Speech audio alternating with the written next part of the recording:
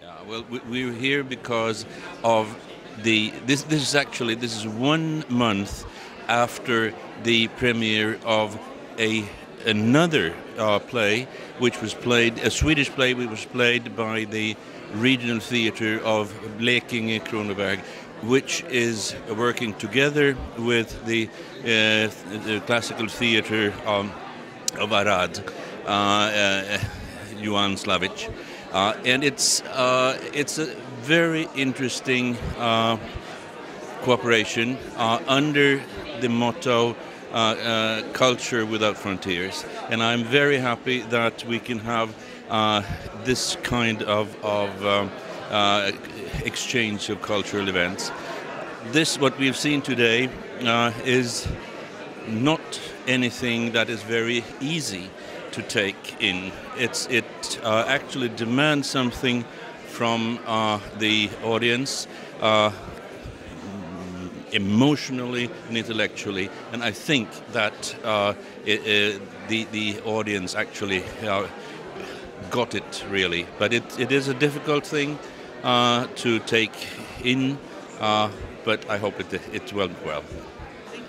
I'm here to represent the Regionteatern Blekinge Kronoberg in Växjö, Sweden, and we have a cooperation between our theatre and Teatrul Klassik in Arad, and this is step 3 maybe in that cooperation, and we are hosting this in September, this performance in Sweden for 2 performances in Växjö at my theatre, and then in 3-4 other cities in Sweden as well. So it was very nice to be here on the opening evening and see that this is a very good performance that has managed to be translated into another language, another culture.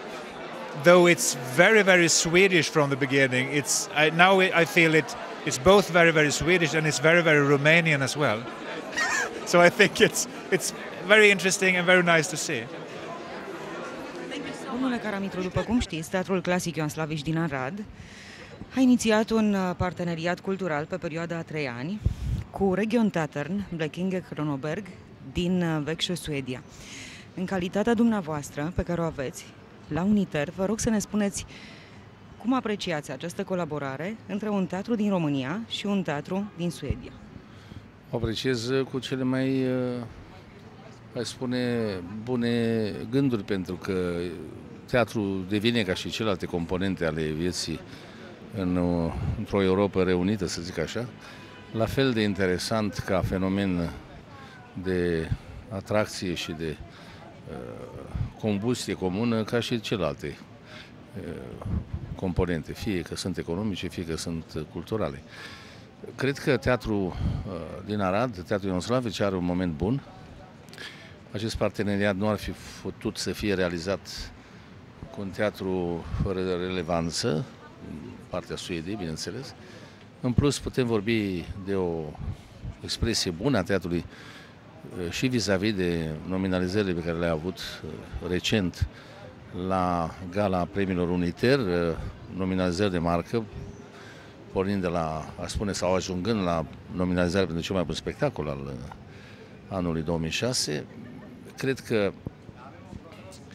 teatrul și orașul, care este un oraș prin excelență cultural, are toate drepturile rezervate să se poată exprima și în țară și în Europa prin talentul și capacitatea pe care, să zicem, multiculturalitatea acestui oraș o poate oferi.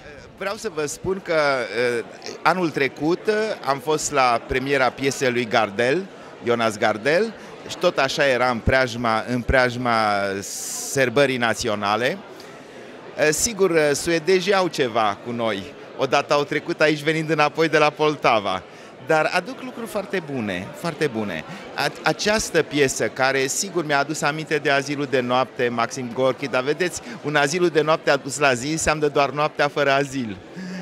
Un text puternic, poetic, interesant, un spectacol foarte bine ținut în mână, foarte logic, foarte de un realism binefăcător pentru zilele noastre.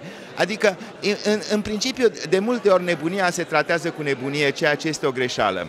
Despre nebunie trebuie vorbit în modul cel mai rațional cu putință. Și asta mi s-a părut interesant, o raționalizare a nebuniei, care până la urmă te face să te simți mai bine.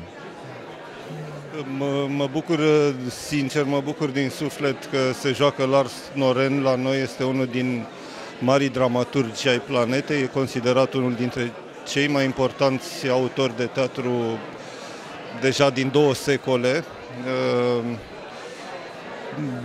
Salut acest spectacol, mai ales în contextul unui teatru de stat, cum este Teatrul Clasic Ioan Slavici din Arad, care, iată, se încumete să se deschide și spre dramaturgia contemporană. O dramaturgie considerată până acum a fi doar apanajul independenților.